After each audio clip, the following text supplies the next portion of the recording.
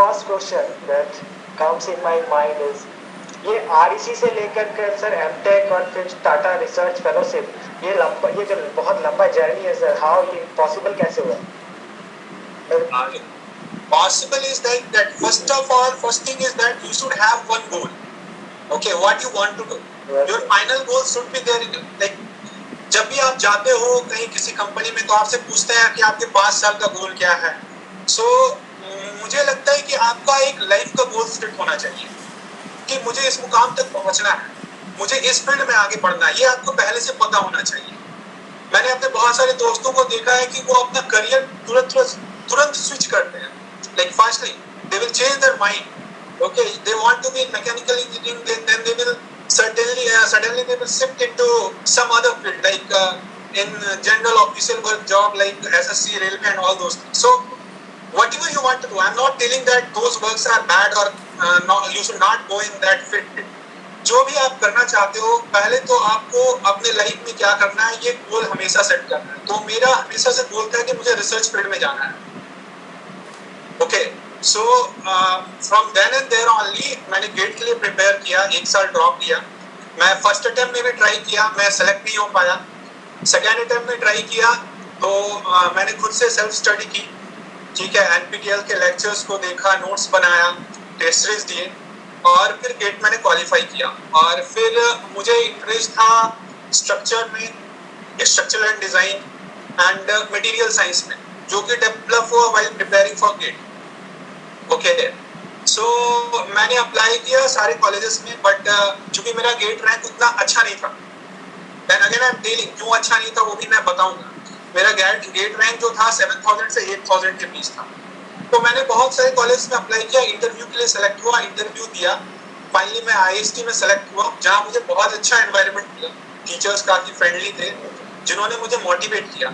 तो एक और भी बात है कि आपको अगर अपनी लाइफ में कुछ करना है तो आपके सराउंडिंग एनवायरनमेंट बहुत अच्छा होना चाहिए.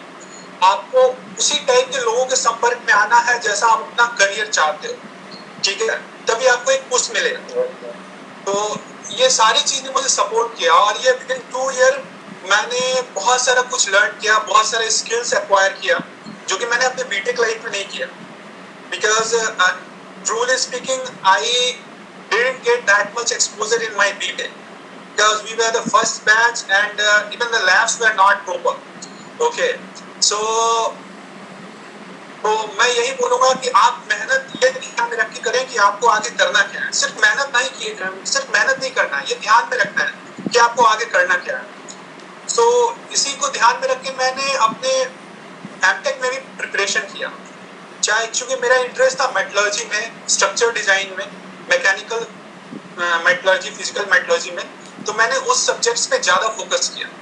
क्योंकि मेरे Mtech में और भी बहुत सारे डोमेन थे जैसे कि composites material, ceramics material, but उन लोग उस सब से ऊपर उठ के मैंने अपने इंटरेस्ट को प्रायोरिटी दिया. तो हमेशा आप अपने इंटरेस्ट को प्रायोरिटी दें और क्या करना है. करियर का ये सबसे बड़ा डिफाइनिंग मोमेंट होता है और ये आपको बहुत पहले डिसाइड करना चाहिए कि आपको किस फील्ड में जाना है. दूसरी बात ये कि आपको अपना करियर का गोल हमेशा स्विच नहीं करना है कि नहीं भाई गेट में खराब नंबर आ गया तो मैं बैंकिंग प्रिपरेशन में चला गया, बैंकिंग में खराब नंबर आ गया तो मैं जॉब ढूंढने चला गया, जॉब नहीं मिला तो फिर मैं कुछ और करने लगा. नहीं, ये नहीं करना है, नहीं तो आप अपना बहुत सारा टाइम गवा दोगे. देखो फाइनली सक्सेस सबको मिलता है. ठीक है, फाइनली आप कुछ ना कुछ करोगे. ठीक है, अर्निंग होगा. हम लोग पढ़ते क्यों है? क्योंकि खुश रहना है, आगे अच्छा करना है. ठीक है, ये पहला मोटिव होता है. दूसरा मोटिव होता है समाज को कुछ देना है. तो अगर आप पहले से डिसाइड करके नहीं चलोगे ना कुछ, तो होगा ये कि ना आपका ये चीज चूक जाएगा कि आपको समाज को कुछ देना है. आप खुद में ही व्यस्त रह जाओगे. क्योंकि आप लोग बहुत ब्राइट माइंड हो, इंजीनियरिंग करते हो, तो ये चीज आपको ध्यान में रखना है. एक बार डिसाइड करना है किस फील्ड में जाना है. हाँ, क्योंकि आप किसी फील्ड में जा रहे हो तो हो सकता है कि उसमें आपको सक्सेस मिले या ना मिले जल्दी. तो उस फील्ड में आपको 2 रास्ता हमेशा रखना है. जैसे कि मेरा था कि मैंने सोचा कि यार मैं चलो Mtech करूंगा तो उसके बाद क्या करूं. तो मैंने अपना 2 रास्ता ओपन रखा कि अगर जॉब मिलेगा तो मैं जॉब करूंगा, उसके 2-3 साल बाद PhD करने जाऊंगा इंडिया या अब्रॉड. ठीक है, लेकिन अगर जॉब नहीं मिला तो क्या करना है. तो मैं उसके लिए भी तैयारी कर रहा था कि अगर जॉब नहीं मिलेगा तो किसी अच्छे कॉलेज में IISc IIT मद्रास से मुझे PhD करना है, तो मैं कंटिन्यूअस IISc और IIT मद्रास के फैकल्टीज के टच में था। मैं उन्हें मेल करता था, मैं उन्हें बताता था कि मैं क्या काम कर रहा हूँ, ये सब मैं करता था। तो आप किसी भी फील्ड में जाओ, अपना 2 रास्ता हमेशा ओपन रखो, ठीक है, जो कि उसी फील्ड से रिलेटेड होना चाहिए। ये नहीं कि आप इंजीनियरिंग फील्ड में काम कर रहे हो, प्रिपरेशन कर रहे हो, तो आप बैंकिंग का साथ में करो, वो नहीं। आप इंजीनियरिंग फील्ड में कर रहे हो तो आप जो भी लड़की है, बच्चे अभी गेट का तैयारी करेंगे, वो हमेशा इस दिमाग में रखें कि या तो मुझे एमटेक भी कर, अगर मुझे नौकरी नहीं मिली गेट के तो मैं एमटेक में जाऊंगा। डोंट वेस्ट योर ईयर, मैं ये बता देता हूँ, don't never waste your year, क्योंकि आप एमटेक करते हो तो आप कुछ सीखोगे नहीं। मैंने कुछ सीखा ही, मैंने कुछ जाना। मैं 1 साल और ड्रॉप कर सकता था, फिर से मैं प्रिपरेशन करता तो शायद मैं गेट में और अच्छे स्कोर करता, मेरा जॉब हो जाता PSU में, बट मैंने वेट नहीं किया, क्योंकि time is very important and the time between the range of 20 to 30, it's very very important. You should not even waste a single year of this time period. So यही मेरी journey थी अभी तक की, और इस सोच पे बेस्ड मेरी जर्नी थी। Sir, you were the first batch of REC. So what are the challenges with different from REC and while doing MTech? What the challenges are same or not? Look, the thing is that we were provided with almostly nothing. Okay, we don't had anything. Not even good faculties, not even proper setup of labs. Nothing was there, and not even senior to guide us. So we were actually lost in this field of engineering, and actually we don't have at that time internet, Wi-Fi.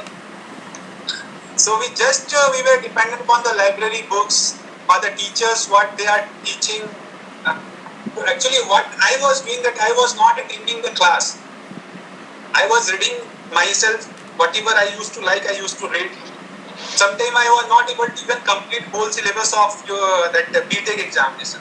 One thing I would like to mention here, मैं ये बात बता दूं कि बहुत लोग क्या करते हैं कि BTech में बहुत अच्छा परफॉर्म करना चाहते हैं, या मुझे 9 पॉइंटर ही बनना है, ठीक है, या फिर 9.5 ही लाना है, या टॉप ही कर जाना है।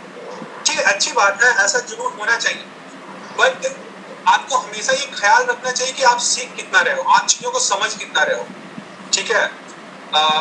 मेरा था क्या, अगर मैं 3 ही चैप्टर पढ़ के जाता था, उस 3 चैप्टर से मैं पूरा क्वेश्चन करके आता और उसमें मुझे फुल मार्क्स मिलते थे, क्योंकि मैं चीजों को अच्छे से समझना चाहता था।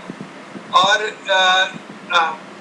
आई will not brag, but this was true कि मेरे ही बैच के लोग मुझसे क्वेश्चन पूछने आते थे कि प्रवीण भाई बता दो कि कैसे बनाना है, कैसे करना है, क्या करना है। तो the most important thing is that try to maintain a good score in your BTech, above 8 or near to 8.5. And if you are much laborious, I was not that much, then you can maintain your 9 also. But be sure that not even single concept is missing. You should not do rote learning. You should only do conceptual learning. Okay. This should be very important. हाँ, तो मैं BTech पे था, तो मुझे जो है सिर्फ एक फैकल्टी जो थे बहुत अच्छे लगे थे, आदित्य सर, जो मैथ के फैकल्टी थे। He was very nice, he was very good, and I gained a lot from him. And all other faculties were good only, but you can say that they can't guide you to crack examination like GATE. So we have almost got nothing, but we still struggled and tried to learn from ourselves and tried to crack the GATE. So many of your seniors from the first batch cracked GATE, took admission into IITs, they completed their MTech. So many of them changed their direction, and now they are working in railway also. Some are working in railway, some are working in some different corporate worlds. Okay. So the best thing is that self-study, which I will give focus on. So I prefer self-study, and I expect from you guys also that you also prefer self-study and try to gain skills as much as you can. Don't depend upon college, because college may not give you all the things you require to excel in your life. So what I will suggest that you all have now good internet facilities. In Geo is also there. At that time Geo was also not there. So now you have very good opportunity to see video lectures from NPTEL, take some courses skill development courses like Python or computational fluid dynamics and all these like CAD modeling and all those things for especially for mechanical I'm telling. Okay, from Coursera and other these online platforms. So you should develop the skill. That is the most important. Then only you will be considered in any of the private industries for a higher post, a post like a researcher, as I am going in. So it is very important to have skills, to have basic knowledge, concepts. So, sir, one thing I would like to ask you that you were dropped for 1 year, आपने एक साल drop किया for preparation, तो वो preparation आपने कहाँ पे की? अगर यू जॉइन कोचिंग इंस्टीट्यूट और मैंने पहले भी बताया कि मैंने घर पे ही रह के प्रिपरेशन किया। तो मैं अलग अपने घर से एक अलग फ्लैट था, वहाँ पे रहा करता था, बस खाने के लिए घर आता था और फिर खाना लेके चला जाता था। दिन में बस एक बार मैं घर आता था और खाना लेके चला जाता था टिफिन में पैक करके, और मैं दिन रात वहीं रहता था क्योंकि मैं खुद से प्रिपरेशन कर रहा था। तो सब कुछ मुझे खुद से करना था, नोट्स मुझे खुद से बनाना था। तो और इस कारण मैं ये भी बता दूं कि मैं भटका भी थोड़ा, भटका इन द सेंस कि मैं बहुत ज्यादा इन डेप्थ में चला गया किसी भी टॉपिक के, है ना। तो एक चीज का ख्याल रखना है, आप सेल्फ प्रिपरेशन कर रहे हो तो ऐसा नहीं है कि गलत है, कोचिंग ज्वाइन करना ही है, लेकिन इस बात का हमेशा ख्याल रखना है कि आपको उतना ही सिलेबस प्रिपेयर करना है जितना गेट के लिए था। क्योंकि मैंने जो नोट्स बनाया था, मैं मैन्युफैक्चरिंग का 2 मोटे कॉपी में नोट्स बनाया, जबकि उतना जरूरत नहीं है, ठीक है। तो जैसे प्रोडक्शन एक पार्ट है मैकेनिकल के लिए, तो मैंने 2 कॉपी में नोट्स बनाया। सिमिलरली फ्लूइड के लिए मैंने एक पूरे मोटे कॉपी को भर दिया। तो एनपीटीईएल का लेक्चर बुक सबसे मिला के नोट्स बनाया।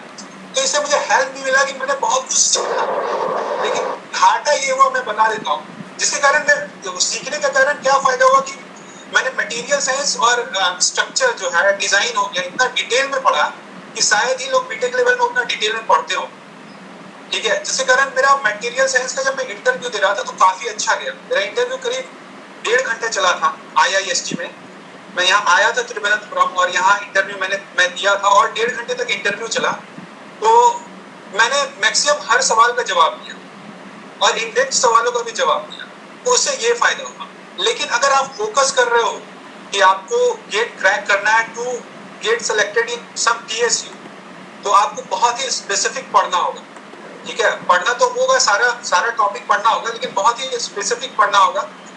और आप जब ज्यादा पढ़ने लगते हो तो क्या होता है ना, आपके पास टाइम कम रह जाता है प्रैक्टिस के लिए। So the same thing happened with me, मैं प्रैक्टिस ज्यादा नहीं कर पाया। और मेरे साथ एक प्रॉब्लम ये है कि मैं चीजों को पढ़ना पसंद करता हूँ, बट बार एक ही क्वेश्चन को बनाना मैं पसंद नहीं करता हूँ, ठीक है। कि भाई अब मान लो तुमने फ्लूइड डायनामिक्स के बाउंड्री लेयर पे 1-2 क्वेश्चन बना लिया, ठीक है, तुम्हें कॉन्सेप्ट समझ में आ गया बाउंड्री लेयर का, बट अब फिर से तुम उसी बेस्ट क्वेश्चन को 10 क्वेश्चन बना रहे हो, बार उसी थ्योरी को पढ़ रहे हो, विजिट कर रहे हो। तो मेरे दिमाग में ये रहता था ना, मुझे बहुत बोरिंग लगने लगता था, और ये मेरा प्रॉब्लम अभी भी है। अगर आप मुझे रिसर्च करने कहो, उसके लिए पढ़ने कहो, मैं बहुत पढ़ लूंगा, लेकिन अगर आप बोलोगे कि आप जाके फिर से मैकेनिकल पढ़ो बीटेक का, तो मैं बोलूंगा भाई मुझसे ना होगा, माफ कर दो मुझे, ठीक है। तो मैं ये बोलूंगा, आप पहले डिसाइड करो कि आपको अगर जॉब लेना है या एमटेक में जाना है, तो उस हिसाब से आप प्रिपेयर करना शुरू करो, है ना। जॉब लेना है तो टू द स्पेसिफिक पढ़ो, नोट्स टू द स्पेसिफिक बनाओ, और भाई प्रैक्टिस जितना करना करो। 3-4 टेस्ट सीरीज ज्वाइन करो। हर टेस्ट सीरीज में क्वेश्चंस जो तुमसे गलती हो उसका एक अलग नोटबुक बनाओ। मैं ये करता था कि जब मैं टेस्ट सीरीज दे रहा था तो मुझसे जो क्वेश्चंस गलती हो जाते थे तो मैं उसे कॉपी में लिख लेता था। मैंने हर सब्जेक्ट के लिए कॉपी बनाया था। भले ही मैंने वो हर सब्जेक्ट की कॉपी भरी नहीं क्योंकि मैंने प्रैक्टिस कम किया, लेकिन मैं हर सब्जेक्ट का एक सेपरेट नोटबुक बनाया था जिसमें मैं जो क्वेश्चन मुझसे बनता नहीं था टेस्ट सीरीज में, मैं उसको नोट करता था। और दिस इज वेरी इंपॉर्टेंट, ये क्वेश्चंस आपको लास्ट मोमेंट में, लास्ट मंथ में जब आप प्रिपेयर करोगे और इसको आप रिवाइज करके जाओगे, तो मैं बता रहा हूँ कि आप एवं 90 स्कोर कर सकते हो गेट में। मैंने ऐसा ही किया था। मैं एक सब्जेक्ट को बता रहा हूँ जिसको मैंने बहुत अच्छे से प्रिपेयर किया था, वो था आपका स्ट्रेंथ ऑफ मटेरियल, जिसके मैंने सारे टेस्ट लगाए थे सब्जेक्ट वाइज और सारे क्वेश्चंस को मैंने लिखा था। और जब लास्ट 10 डेज था तो मैंने ये सारे क्वेश्चन फिर से बना के गए थे, और मैं बता रहा हूँ तुम्हें, एक भी ऐसा क्वेश्चन नहीं था जो उससे बाहर था।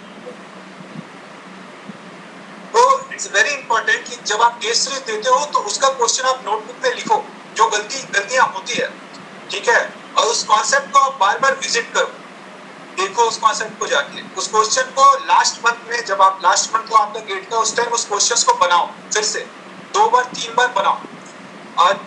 और one more thing, previous year GATE के क्वेश्चंस को कम से कम 4 बार बना दो, ठीक है, तो लेवल बढ़ेगा। You should have much in depth knowledge, okay, जो मैं बोल रहा था अभी कि आपको, हाँ, तो उस केस में क्या होगा कि शायद मैं ज्यादा स्कोर कर पाता, क्योंकि मैं और ज्यादा, मतलब क्योंकि उस केस में होता है ना कि आप मल्टीपल चॉइस क्वेश्चंस में आप न्यूमेरिकली भी डाल सकते हो और थ्योरेटिकल क्वेश्चन भी डाल सकते हो, जो आपको सोचने में मजबूर करता हो। तो चीजों को आपको और ज्यादा मेहनत करनी होगी, डेप्थ में समझना होगा, उसके हर एस्पेक्ट को समझना होगा। सपोज मैं एक एग्जांपल देता हूँ फॉर मैकेनिकल गाइस, क्योंकि मुझे इलेक्ट्रिकल का तो ज्यादा नॉलेज है नहीं है। ओके, सो आप देखोगे जब स्टील का आप स्ट्रेस स्ट्रेन डायग्राम देखते हो फॉर मैकेनिकल, तो उसमें यील्ड पॉइंट फेनोमेना आता है। सब लोगों ने देखा होगा कि ग्राफ ऊपर जाता है और यील्ड पॉइंट, एक अपर यील्ड पॉइंट होता है, एक लोअर यील्ड पॉइंट होता है। This is only for steel, low carbon steel और mild steel, not for high carbon steel. This is only for low carbon steel और माइल्ड स्टील, कि वो अपर जाता है और फिर डाउन जाता है।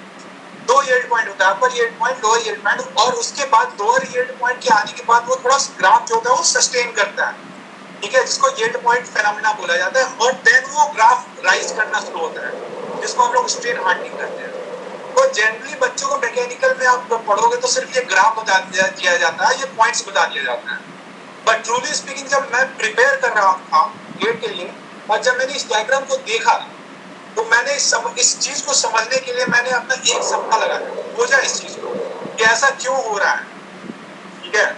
तो मैंने जब खोजा तो पता चला कि भाई ये सब में नहीं होता है, ये सिर्फ माइल्ड स्टील में होता है।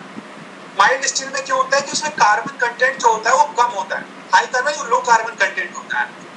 और जब आप आगे कभी पढ़ोगे तो आप डिसलोकेशंस के बारे में पढ़ते हो कि मटेरियल्स में डिसलोकेशंस होता है, मतलब सिंगल प्लेन जो होता है, जो फुल प्लेन ऑफ होता है एटम्स, वो एक्चुअली फुल प्लेन ना होकर के हाफ प्लेन होता है, जिसको डिसलोकेशंस कहते हैं। और डिसलोकेशंस के बाद क्या करता है, ये स्मॉल अमाउंट ऑफ कार्बन जो होता है वो डिसलोकेशंस के जगह पे जहाँ पे वॉइड क्रिएट होता है वहां जाके उसको पिन कर देता है।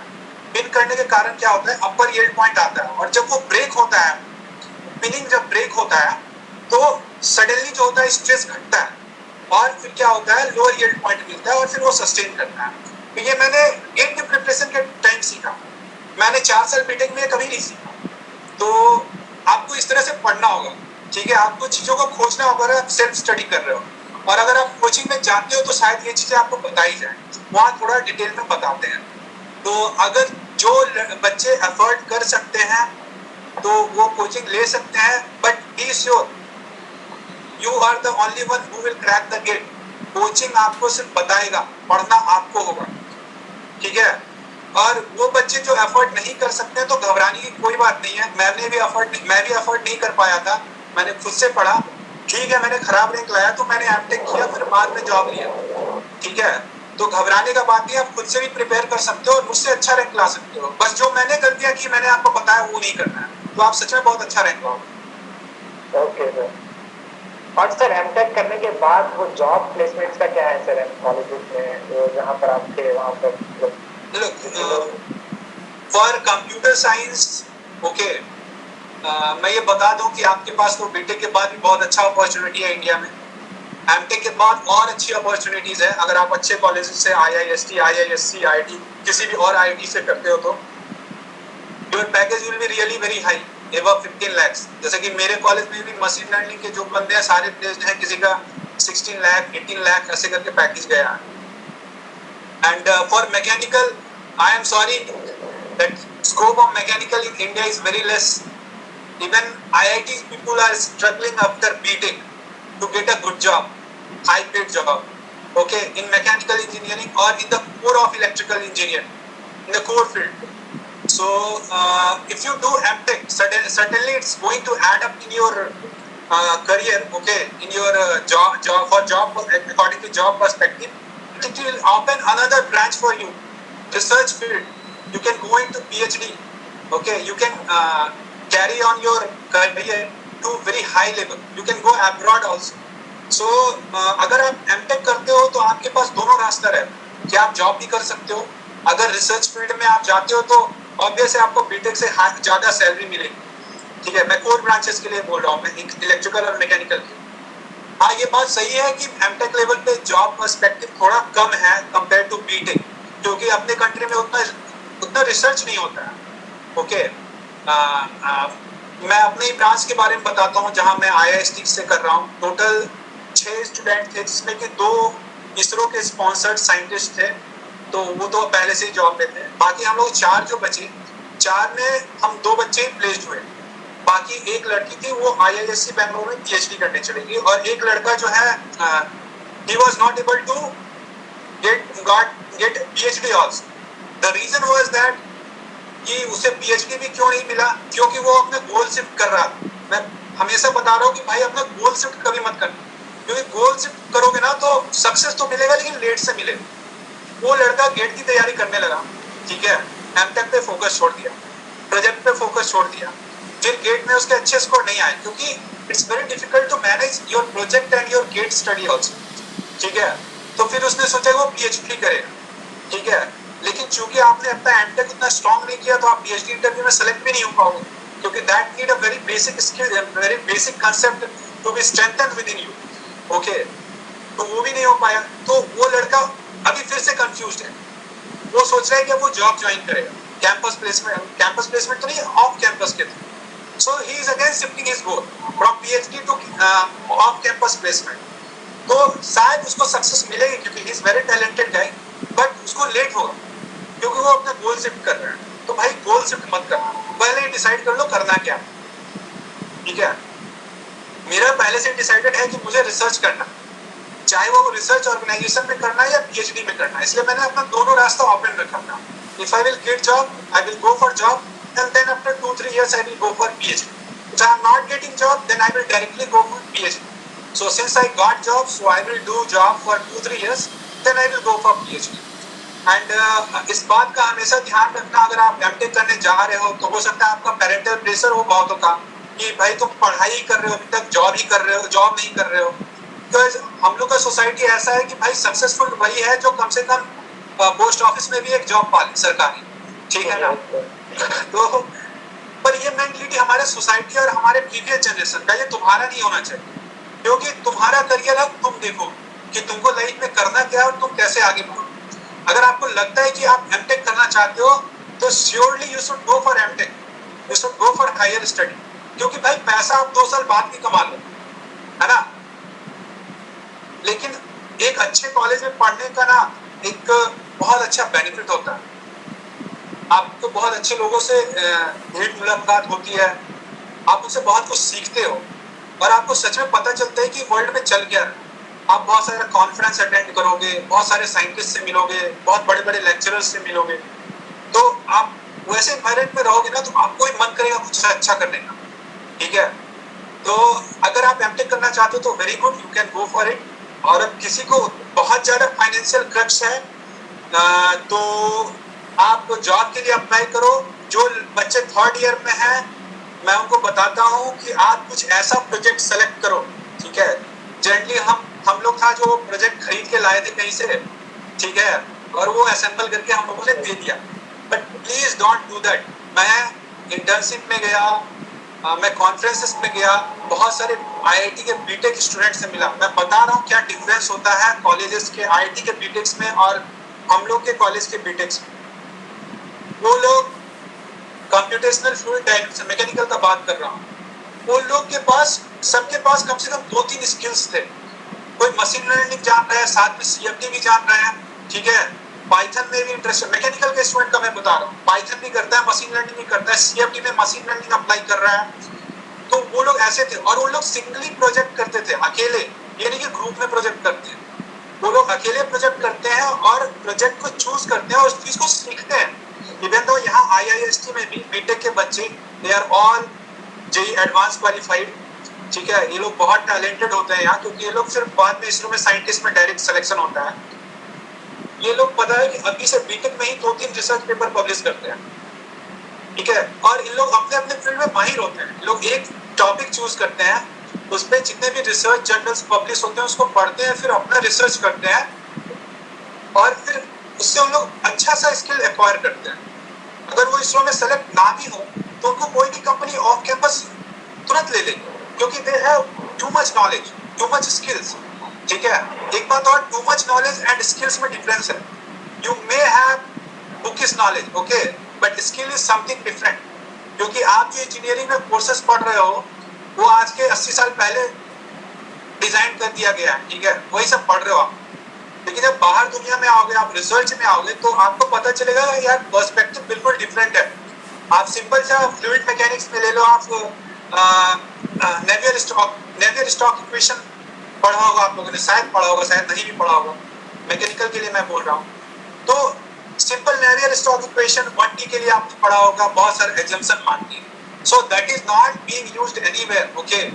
जब आप रियल वर्ल्ड में आओगे तो आपको हर चीज कंसीडर करना होगा, इवन तो आपको नेवियर स्टॉक इक्वेशन को मॉडिफाई करना होगा रिसर्च करने के लिए, कोई प्रोडक्ट डिजाइन करने के लिए।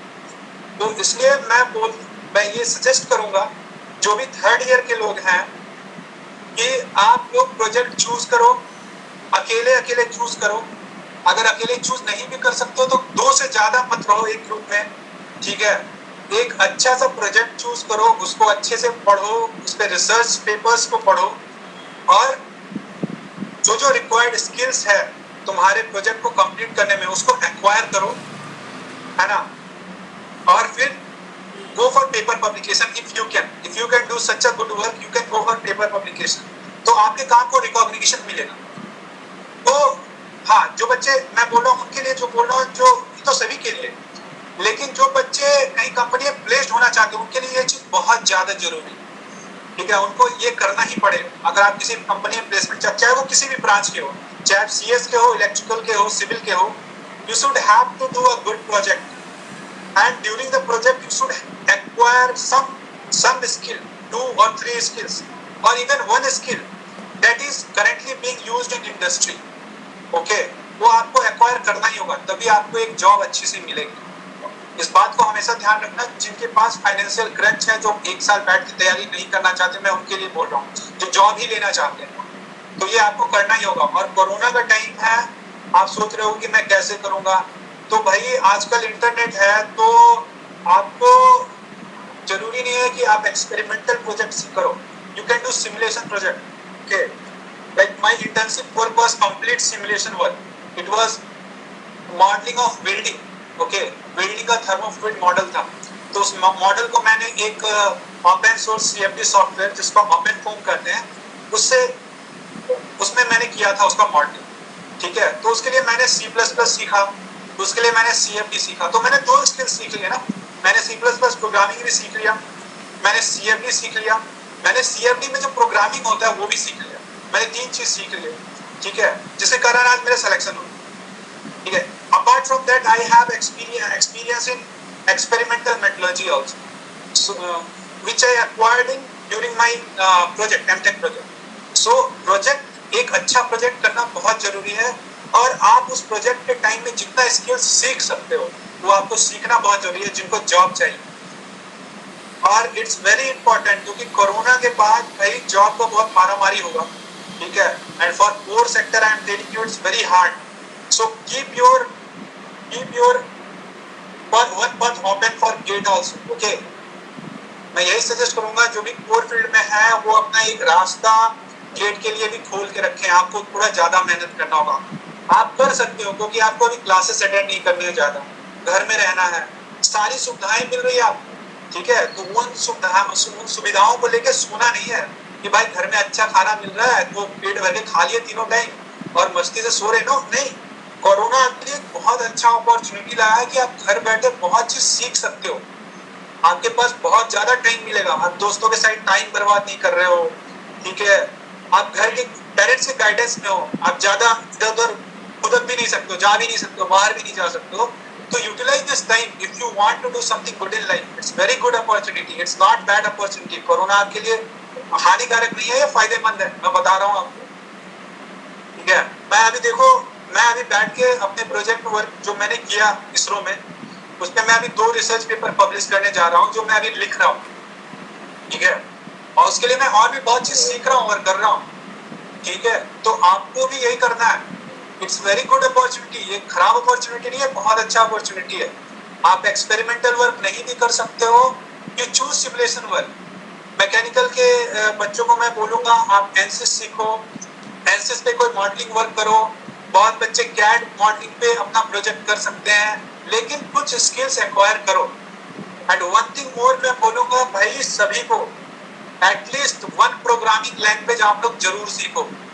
It's very important. I suffered a lot in first semester of my MTech.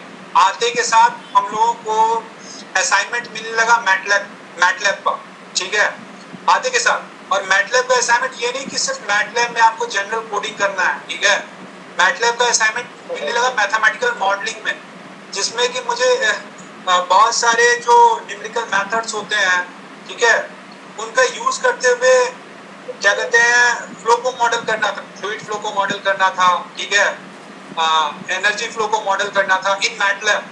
So I struggled a lot, क्योंकि मुझे प्रोग्रामिंग लैंग्वेज एक भी नहीं आती, ठीक है, क्योंकि मैंने फोकस ही नहीं किया। सेकंड सेमेस्टर में C++ था, तो हम लोगों ने ऐसे ही पार कर दिया, ठीक है, कि भाई ये क्या है, मुझे तो मैकेनिकल पढ़ना है, मैं ये क्यों पढ़ूं। But nowadays it's very important, it's very very important कि हर एक ब्रांच के स्टूडेंट को, कंप्यूटर साइंस तो प्रोग्रामिंग करती है, लेकिन हर एक ब्रांच के स्टूडेंट को कम से कम एक प्रोग्रामिंग लैंग्वेज, कोई भी C++, पाइथन, जावा, कोई भी एक प्रोग्रामिंग लैंग्वेज आना चाहिए, आना ही चाहिए, ठीक है, बिल्कुल आना चाहिए। और मैं तो बता रहा हूँ, जैसे कि मैं ज्वाइन कर रहा हूँ, तो मुझे जब मैं इंटरव्यू दे रहा था उसने पूछा गया मुझसे कि will you be convenient in working in machine learning.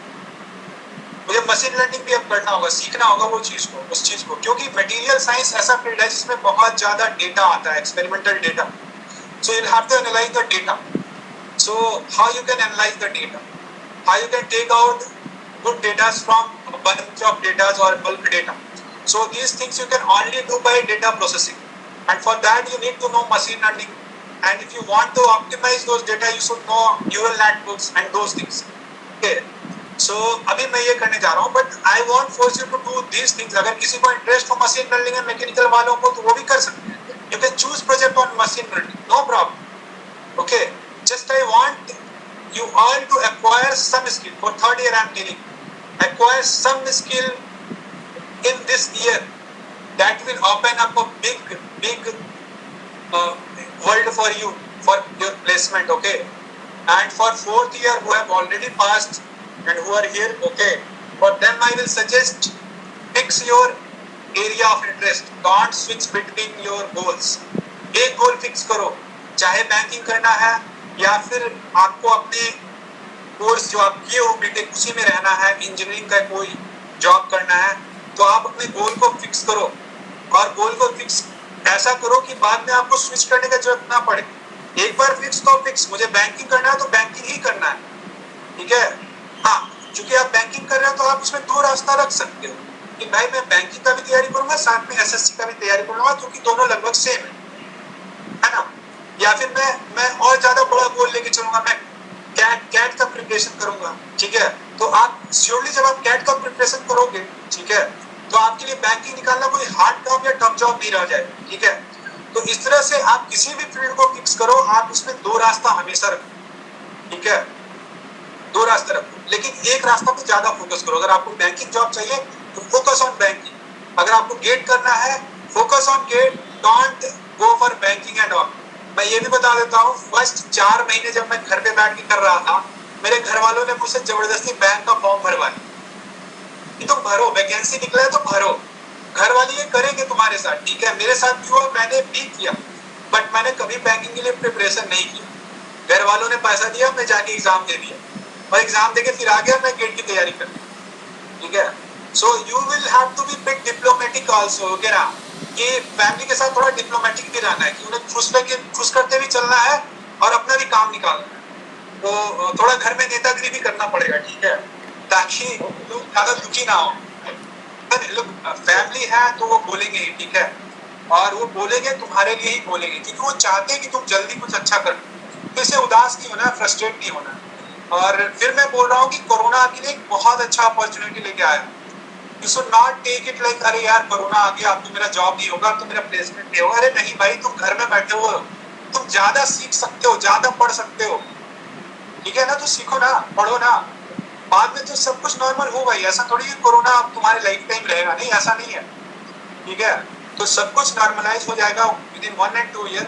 लेकिन अगर तुम इस टाइम को मिस कर दोगे ना भाई, तुम इस टाइम में कुछ किए नहीं, तुम बहुत पछताओगे, बहुत पछताओगे. इसलिए इस टाइम को मिस मत करना, जितना यूटिलाइज कर सकते हो करो. Okay, sir. Even I am preparing for the debate, sir. Pardon me, I am not getting your voice clearly. But even I am also preparing for GATE, sir. Fine, fine, very good. So what's your strategy of preparation? I really want to hear lectures and then make the notes and depend on previous year questions and NPTEL lectures. I've joined Made Easy test series also. So that's how. I will suggest you join 2 more test series and start giving tests from now itself. Okay. Okay. Subject wise test. Okay. So now, sir, okay. So these are the mistakes which I did. Okay. I also thought that okay, test series क्या है ना बाद में देने को, I will give it later after completing all the syllabus. So look bro, your syllabus will never be complete first of all. Okay. Every time you will visit for revision also, you will find that something is missing. Okay. So you read one subject, you complete one subject, you give test. Okay, don't wait for it. Give test, make a notebook, you note the questions which you find difficult to solve and keep it with you. Okay, so this is the best strategy which I from my side, which can help you in getting a good rank. So don't wait for that, okay, after completing all the subjects, I will give test. No, start giving test, and after every revision give same test. That's why I'm telling you to join 2 test series at least. I will tell everyone to join 2 test series at least. And start giving test, don't wait. Don't wait for your whole syllabus to complete. Okay, sir. And those who are preparing for GATE, I will suggest one thing, those who are preparing for GATE, focus more on GATE, less on campus placement. Focus more on GATE. Okay. And those who want campus placement, focus more on campus placement, less on GATE. Acquire some good skills which is relevant to the industries. Okay, sir. Now we'll open this session for the queries of the students. So anyone, Okay, just unmute yourself and ask the question. Yes, sir. So I got a question in chat. Sir, how your interview went? How your interview went on while Mtech interview? A student from 3rd year is asking, how was your interview while after applying, after getting selected in IIST, sir? Interview of my placement or my placement interview or my IIST selection interview? IIST selection interview, sir.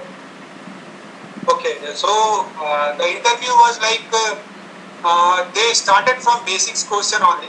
Okay, basic questions in material science, that what are dielectric materials, what are ferroelectric materials, and then what do you mean by stress and strain? This very simple questions. Okay, so then suddenly they jump into something which I was knowing, but generally people don't know.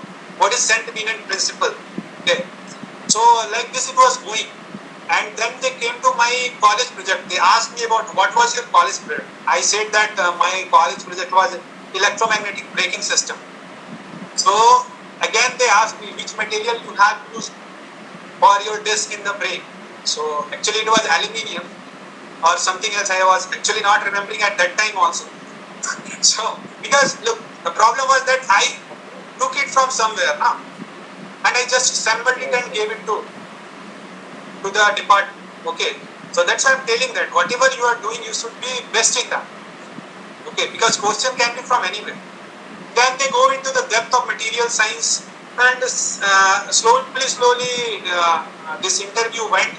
Then they looked into my results, that what are the mark sheets, what are the subjects I studied in my BTech.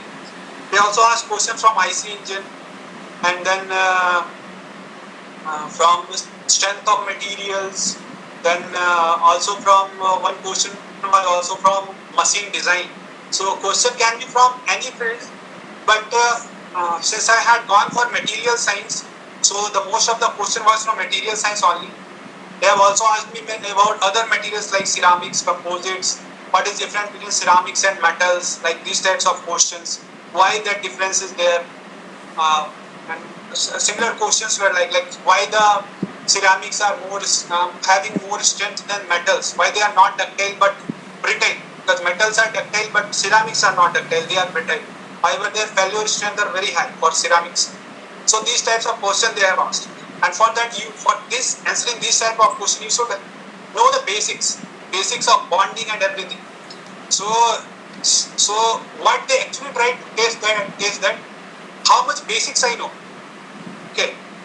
And also the subjects which I passed in my exam in my BTech, am I able to answer from those subjects or not, or just I passed for just for sake of qualifying some exams? Okay. So you should have some good knowledge of your all subjects. I won't say that you should focus too much on those subjects, but that you can develop during your BTech only. Okay. Like I said that whenever you study something, try to understand the concept. Don't do rote learning just to score 9 points in your exam.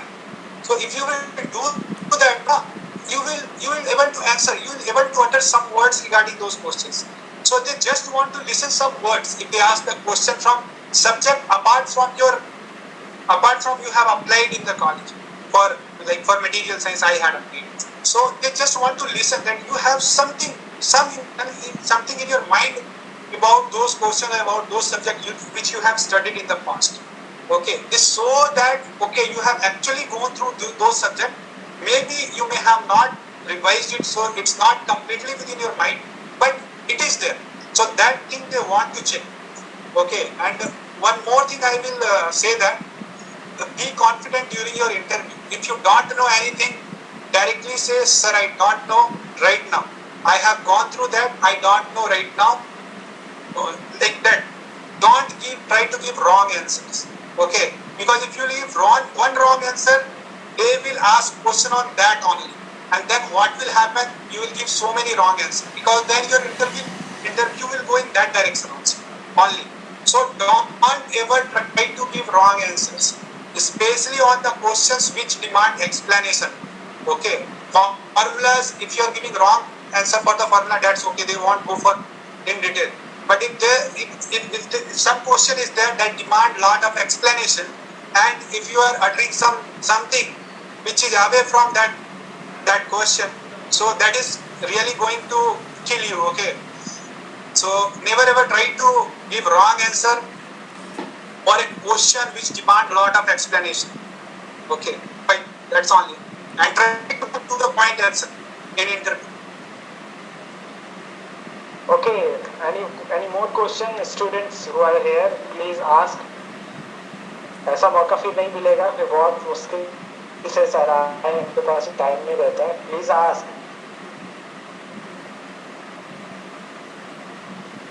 No, if anyone will have any query, what? Sir, any tips for first and second year student? Sir? Okay, tips for first and second year. The most important tips, first of all, okay, study anything to gain from that. Okay, what I have earlier said also. Okay, if you try to gain from any subject, surely you will score good in exam. Okay, don't run for 10 CGPA. Run for the thing that you can gain 10 things from one concept. Okay, not for 10 CGPA. Okay, that's the most important thing. So for that you will have to invest time in learning. Okay, in exploring the things. If you will go to college, don't invest much time in talking with your friend. Not too much time, okay? Conversation should be, try to converse with any of your friend, bring the conversation around your career, around your studies, okay? I was also there, so I know what happens in college and especially in Ramgarh, okay? Don't fall into the trap of students who are like, some student you will find their life is nothing. They just want to live in present. They don't want to think about future, but don't want to learn from their past, okay? Don't fall into the trap of those types of friends, I'm telling you. I'm not telling that they are bad, okay? But surely they are not on right path. Someday they will come on right path, okay? I am seeing some of my friends, they are struggling now, okay? Because in college they used to, okay, you all are like friends, so I will say they used to drink a lot, they used to party a lot, okay? So it's okay to do party sometimes, but not always. Okay, the most important thing is how much you learn, how much you gain, any experience, any field. Try to participate in some function, some co-curricular activities, organize co-curricular activities in your college. For first year, I'm especially telling you make group, okay, skill development groups. For mechanical, I am telling you make skill development group like computational fluid dynamics, CAD modeling group. These types of groups you make, okay, so that you can involve yourself in these groups from very beginning. So when you will be in your final year, you will be knowing that what project you should take, so that work can be go for publication up to publication level, because that things are being carried out in all IITs. They have such groups, skill development groups. Okay, this is for all branches. For computer science, I am also telling make machine learning group, artificial intelligence group. These types of group you make. For electrical, you make groups for circuit design, okay, SCADA group, and all type of group. The MATLAB group. MATLAB is for everyone. It's not for electrical engineering. Only the simulating part is for electrical engineering. However, MATLAB has so many libraries. You can do so many stuff. Even mechanical engineers can do all of the CFD modeling in MATLAB. So it's not like you can also do machine learning, neural network. Everything can be done in MATLAB. It's just an environment in which you code. You can code anything. Okay. So the only benefit of MATLAB is it comes with so many libraries. So you need not to code so many things. You can directly use the libraries. Similar thing with Python. It comes with more number of libraries compared to MATLAB. So make such groups and don't bound any department that okay, this machine learning is group from computer science department, that electrical engineers can't enter into that group. No, there should be no foundation.